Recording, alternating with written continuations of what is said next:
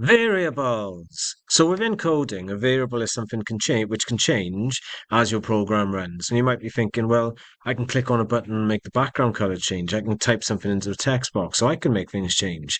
But what we're specifically referring to is something like scoring system potentially, which is set at 0 before your program runs. You can see the score 0 up on the screen, and then as you're doing things like answering questions correctly, collecting items, or destroying enemies, your score increases, and we see that increasing on screen as we're doing that. So let's see how that actually works. So I'm going to just quickly put something together where I've got an enemy, and as I click on the enemy, the health will reduce down to 0 from 100, and we can see that kind of decreasing on screen. So far I've got a label, enemy health, and I'm just going to copy and paste that. So I've got another one, and this is going to be label 2, and I'm actually going to set so we can't actually see anything in there at all. It's going to be completely empty at that point. Now, I need an enemy to be able to destroy. So what I'm actually going to do, I've got a picture of a vicious looking chicken, which I'm going to bring in.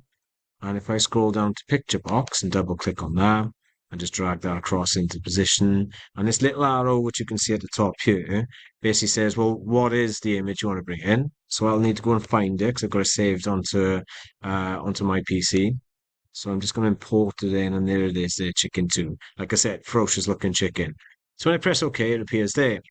And you might be thinking, oh, great, I got to resize this box and make it fit. And you can do. That's fine. There's nothing wrong with that. So you can actually see it. It's not quite like in PowerPoint and Word when you bring things in and it does the tidying up for you. But say if you had a specific size you wanted it to be. So for example, if I wanted my chicken to be that big, on that arrow, there are options there where I can kind of change the way it appears. So I can stretch the image to fit into that space. But in fact, I'm going to keep it as it was normal. And I think actually if I do auto size, it does actually fit around it for me like an elastic band. So there's my enemy. And the idea is then when we click on the enemy, our enemy health will reduce from 100, which we're going to set it to, down to 0 then. Okay. So I'm going to double click on my chicken. Because that's basically what I want someone to click on to be able to reduce the health, and we get brought into this point. So just like we have done in the past, where we have buttons and so on, it'll be actually clicking on the picture this time. So I need to define a variable first and foremost. Now, I could do it straight away there, but in fact, I'm actually going to put my variable outside of this sub-procedure or this function, and I'm going to define it by typing in dim, which is basically saying I'm setting a variable. It's going to be called enemy health. Well, actually, I'll just call health, so I don't have to type so much out. Um, if I can type that is, so health as integer. So the data type's an integer. That basically means it's a whole number. And I'm going to set it so it is 100, like so. And within every time we click on our picture, that will reduce by 10 then. So we have to hit it 10 times for it to die. So on our form, we did have label 2, which is now hidden away. We want that to reduce down by, we actually want it to show the health, don't we? So I'm going to do label 2 dot text, and I'm going to type in not 100. I'm actually going to refer to the variable which will be changing as health like this. All right. So if I actually click play at this stage, I kind of know it won't work, but just to show you what kind of tries to happen at this point, if I drag this down. So enemy health is like this, and as I click on there, it puts it up as 100. Oh, right. Now I'm clicking on it, but nothing's actually happening, is it? So it's actually doing what it's supposed to do. It shows what the health is. It puts it up as 100, but it's not actually reducing at all. So I need to add another line into this, which will need to go in front of this, which is basically saying health is equal to health minus 10. So basically what that does then, it takes 10 off the health every time I click on it. Okay. And we see that working now as we do this. And when I click on it, I'm hoping but it will actually appear here. So it goes 90, 80, 70, 60, and I can keep clicking to the point of it just goes past that point, which looks a little bit odd. One of the things which bugged me then, though, when I actually came onto the game, the enemy's health wasn't there. So I need to put something, I'm hoping I can do it here actually. I want to put label 2. Oh, right. So see, I was expecting this. I'm trying to basically copy this line out so it automatically says 100 when we run the game or we run the program, but it's not letting me do it here. And I think it's because it only allows us to do them within these procedures. So just a little tip. if you ever kind of want something to load up straight away when you're running a game, if you double click anywhere other than the items we've added on, so I'm just going to double click here on the form, it adds another sub procedure which is called Form 1 load. So basically now this allows us to have things happen. For example, set the health label, label 2 that is, to 100. So it'll actually show it 100 straight away.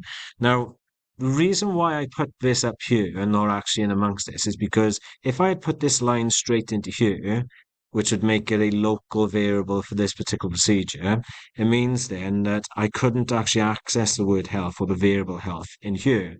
But by dropping it at the top, it makes it a global variable, which means that it can get called upon any procedure which I add within this code.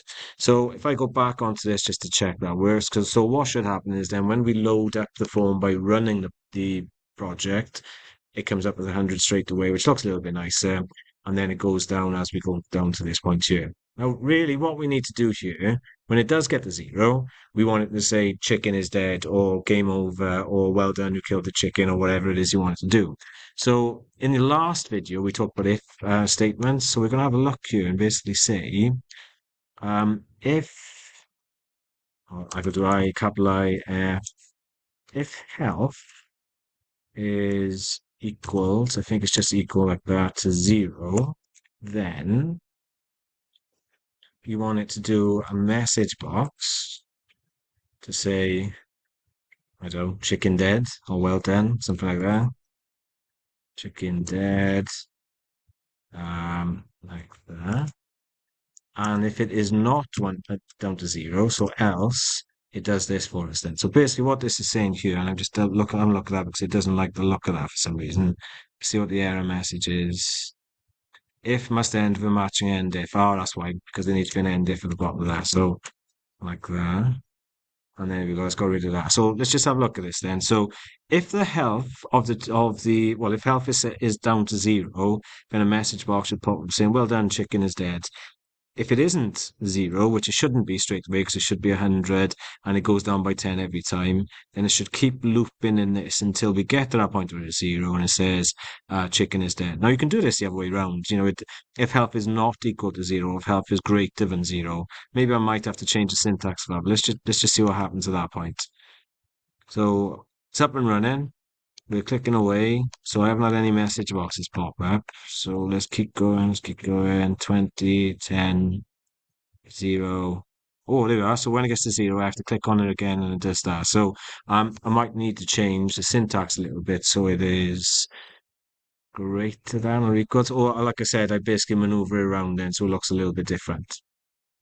The only thing I want to really quickly add to this, on our game or our program, we've got enemy health and 100, 90, and 80 kind of appear underneath in the two labels, but it kind of makes more sense of a health bar above it. So on our toolbox down here, something where we've got something called a progress bar. And if I drag and drop it so it's above my enemy and stretch it out, across here on the right hand side in the properties, then we want to set it so the value is 100 and it fills it up for us then. And let's just have a look at what else I need to look at on here. I think that's fine actually looking at it. I don't think I need to add anything onto that. So like you can change the background color of the bar so it might be something as it reduces. But anyway, the point is, as our health reduces, this can reduce as well. And we can do that on the code by just simply adding a line underneath this, which is progress bar 1, which is the name of the progress bar here on the side. Look, progress bar number 1, dot value, and it appears there for us, equals to progress bar 1 dot value minus 10 because we got them going down in tens, haven't we? So if I run the program and see what happens now, hopefully as I'm clicking on it, so the progress bar fits up. And the reason why it's not really appropriate, as you'll see in a moment, you'll have like this little kind of animation happening on it. But as I click on it, it goes down. There it was, like that little line, which looks a bit odd. And the idea is then when it gets down to 0, we want it to say chicken is dead, like it does there.